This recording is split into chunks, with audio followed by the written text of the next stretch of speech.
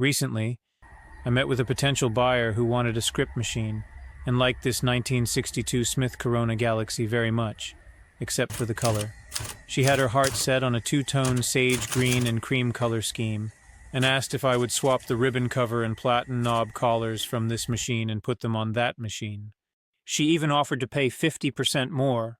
My response, let me see if I can do it. And so, this video was going to be a tutorial on how to do it, but then it became something else. This is a fairly common machine, in a not terribly uncommon or particularly eye-catching color combo, but you know what?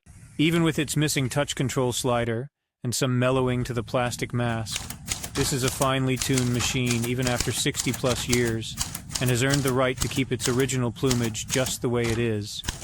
And if it never sells, don't cry for me, Argentina. I'll just have one more toy to play with, even if that means one less satisfied customer.